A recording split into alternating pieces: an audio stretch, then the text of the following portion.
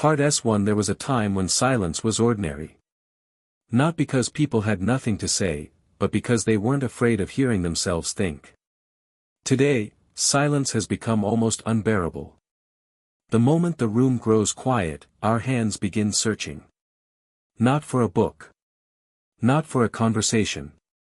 Not even for our own thoughts. We reach for a screen. A notification. A message. A short video. Anything, to keep us from being alone with ourselves. It happens so naturally that we rarely question it anymore. Before our feet even touch the floor in the morning, our fingers are already scrolling. Before we experience the sunrise, we've already consumed someone else's life. Before we've asked ourselves how we feel, we've already allowed the internet to tell us what to think. This isn't because we're lazy. It isn't because we're weak. It's because we've been trained. Every vibration, every red notification badge, every endless scroll, is teaching the brain something. Teaching it that boredom must be escaped. That waiting is unacceptable. That every quiet moment should be filled. That attention belongs to the next distraction. At first, it feels harmless. Just 5 minutes. Just one more video. Just one more notification. But human beings are shaped by repetition.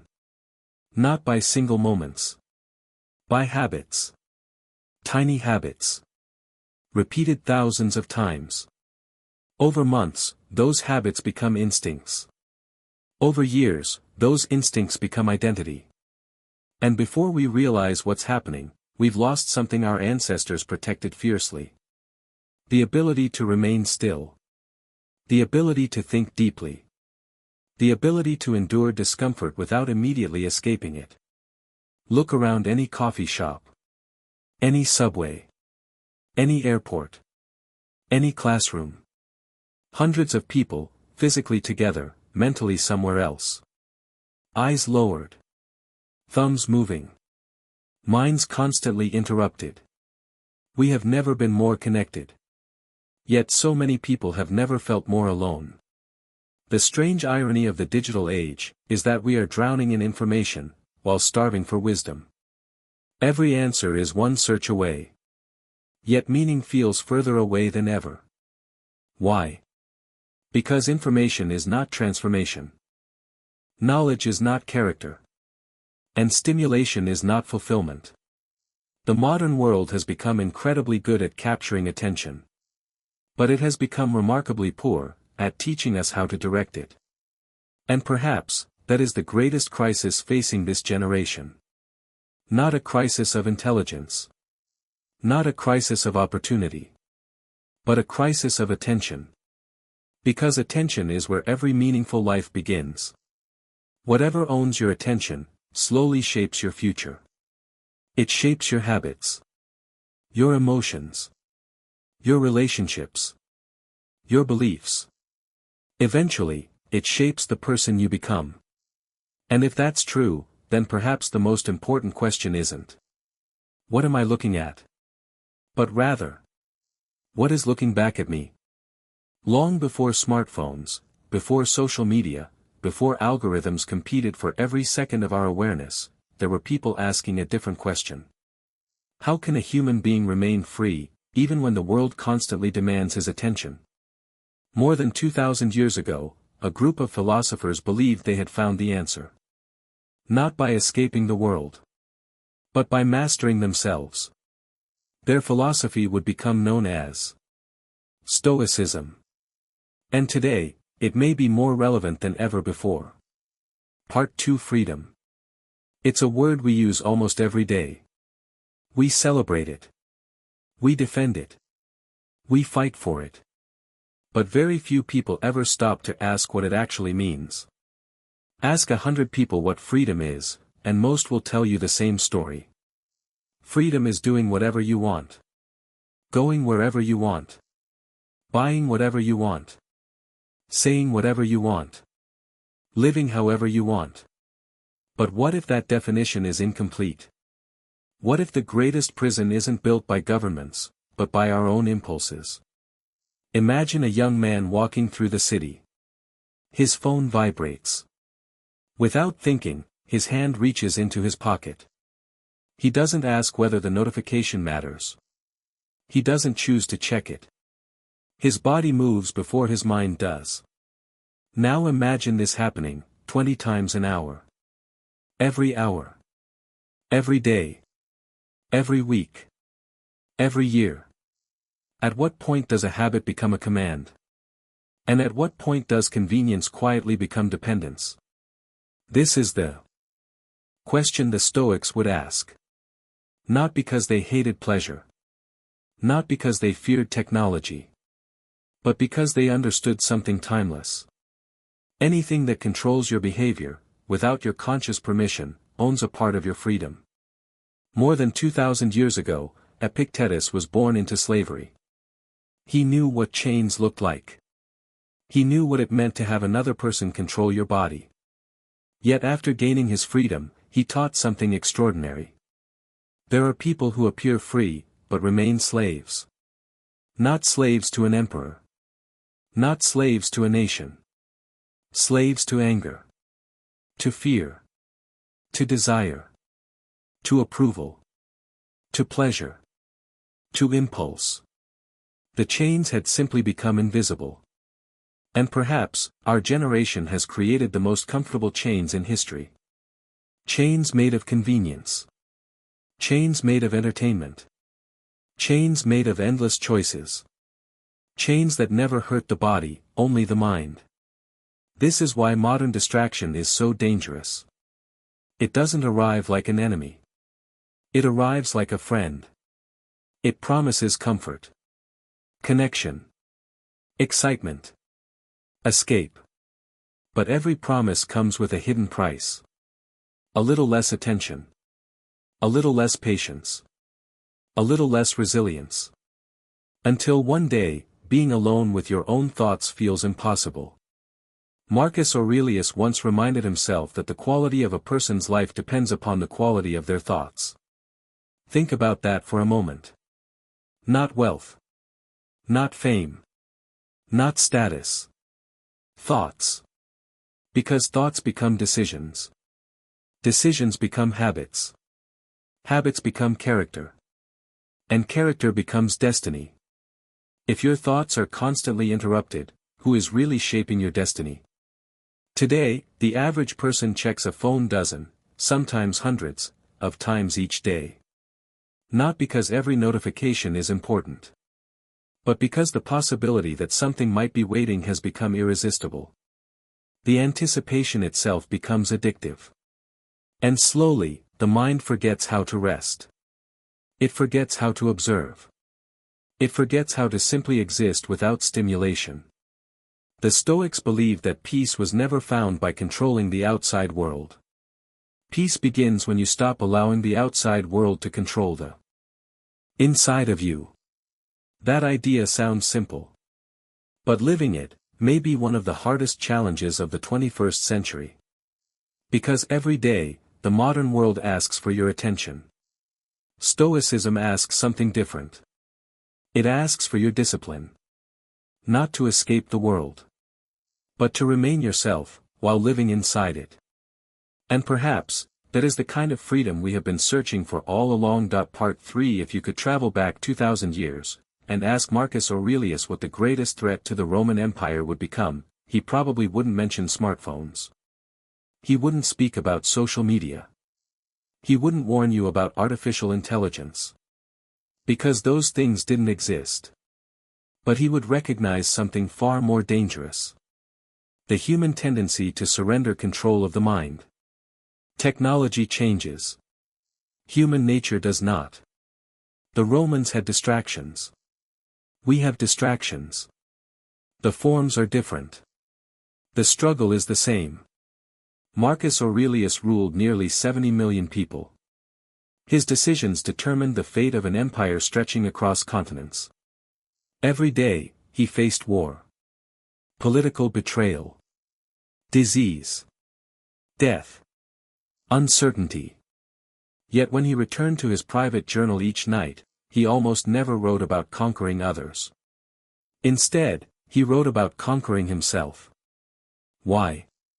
Because he understood a truth that modern society often ignores. The greatest battle you will ever fight is invisible. It happens inside your own mind. Every temptation, every fear, every impulse, every excuse, every emotional reaction. These are the real battlegrounds. Modern culture encourages us to win external victories. Earn more. Own more. Be admired by more people. Gain more followers. Become more visible. The Stoics asked a different question. Can you remain calm when nobody notices you? Can you remain disciplined when nobody is watching? Can you remain honest when lying would benefit you? Can you remain kind when life becomes unfair? Because character is built in private, long before it is revealed in public. Today, many people spend years carefully building an online identity. They edit photographs, rewrite captions, measure their worth through numbers on a screen, likes, views, followers, comments. But the Stoics believed that identity could never be borrowed from the opinions of strangers. Real identity is created by repeated actions. What you consistently do becomes who you are. Not what people call you. Not what they believe about you. Not what the algorithm rewards. Imagine planting two seeds. One receives sunlight, patience, and care. The other receives constant disturbance. Every day someone digs it up to see whether it has grown. Which one becomes the stronger tree? The answer seems obvious. Yet many of us treat our own minds like the second seed. We interrupt ourselves before deep thought can take root. We abandon difficult work before mastery appears. We chase quick rewards instead of meaningful progress. Then we wonder why fulfillment always feels just beyond our reach. Marcus Aurelius once reminded himself not to waste what remained of his life thinking about what others were doing. Imagine how revolutionary that advice feels today. A world where millions wake each morning, not wondering who they can become, but wondering what everyone else is doing. Scrolling through vacations they cannot afford. Bodies they cannot match. Successes they cannot verify. Lives carefully edited to appear perfect. Comparison has become entertainment. Envy has become routine. And peace quietly disappears. The Stoics understood that comparison is endless. There will always be someone richer, smarter, stronger, more attractive, more successful. If your peace depends on becoming better than everyone else, you have accepted a race with no finish line. Instead, they offered another path. Compete only with the person you were yesterday. Become slightly wiser, slightly calmer, slightly stronger, slightly more disciplined. Small victories repeated daily become extraordinary lives. Perhaps greatness has never been about dramatic moments. Perhaps it has always been about ordinary decisions, made consistently, when nobody else is looking. And perhaps, that is exactly what our generation needs to remember. Part 4. There is a silent epidemic spreading across the modern world. It doesn't leave bruises. It doesn't break bones. It doesn't announce itself with sirens. Instead, it quietly steals something far more valuable. The ability to endure. Somewhere along the way, we stopped believing that discomfort had a purpose. We began treating every inconvenience as a problem that needed an immediate solution. Hungry? Order food. Lonely? Open an app. Bored? Scroll. Anxious? Watch another video. Sad? Distract yourself. Everything became faster. Everything became easier. Everything became more convenient. And convenience, while powerful, comes with an invisible cost. Because every time life removes a small struggle, it also removes a small opportunity to become stronger. Muscles grow through resistance. The mind is no different. Imagine lifting the lightest weight in the gym every day. Year after year. Would you become stronger? Of course not. Strength demands resistance. Character does too. The Stoics never asked for an easy life. In fact, they expected life to be difficult. Not because they were pessimists, but because reality itself is difficult. People disappoint us. Plans fail. Loved ones leave. Dreams collapse. Illness arrives without permission. Time moves on whether we are ready or not. To pretend otherwise, is to prepare ourselves for constant frustration. Seneca once wrote that difficulties strengthen the mind, just as labor strengthens the body. Think about that. The obstacle is not always the enemy. Sometimes, the obstacle is the teacher. Modern culture often encourages us to eliminate discomfort as quickly as possible. The Stoics asked us to examine it instead. What is this difficulty trying to teach me? What weakness is it exposing? What strength could it develop? That single shift in perspective changes everything. The event itself may remain exactly the same, but the person experiencing it becomes completely different. This is why two people can face the same hardship, and emerge as entirely different individuals. One becomes bitter. The other becomes wiser. One blames the world. The other studies himself. One searches for someone to rescue him. The other begins building inner strength. The difference isn't the obstacle. The difference is the response. And response is always where freedom begins. Perhaps this is why Marcus Aurelius constantly reminded himself that external events are not what disturb us.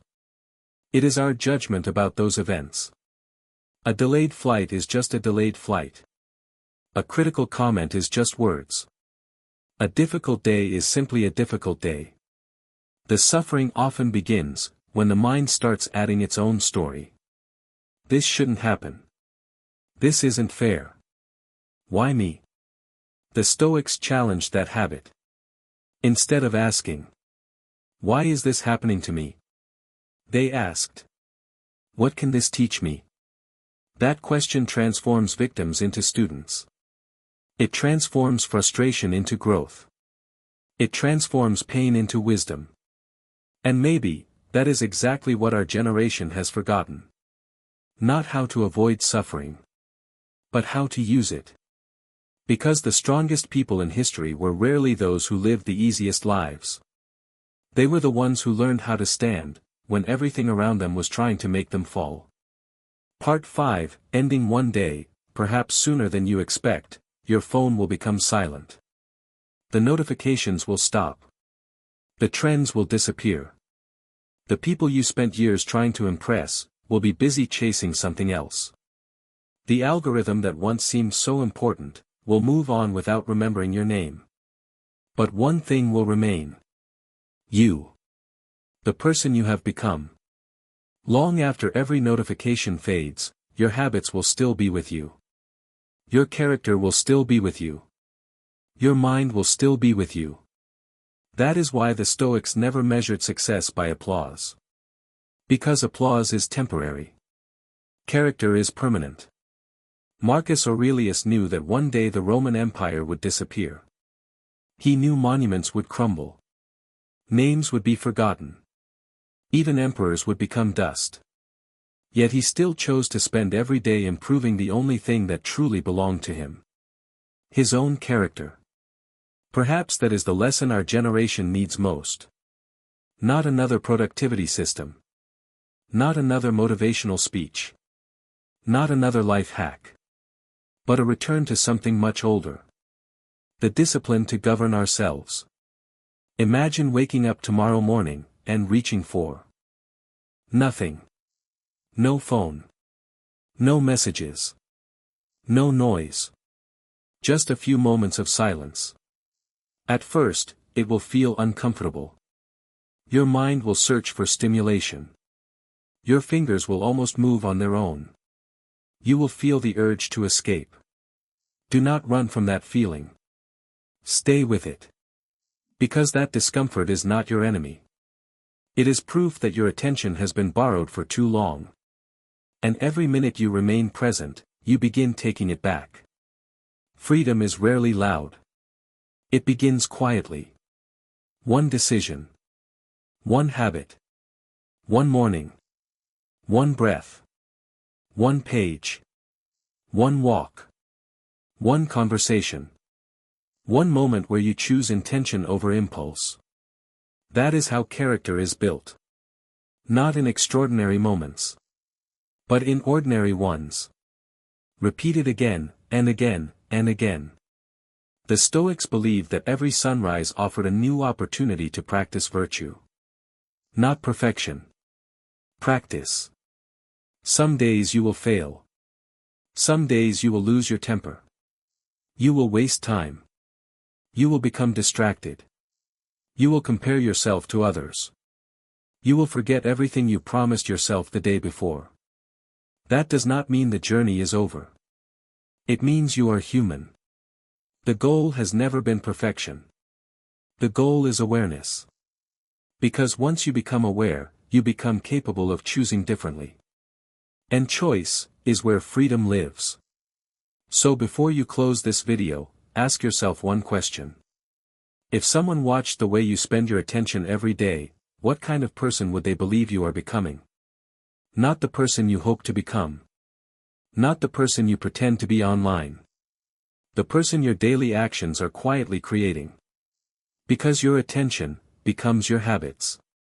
Your habits become your character. And your character becomes your destiny. Perhaps the greatest battle of our generation is not against technology. It is not against social media.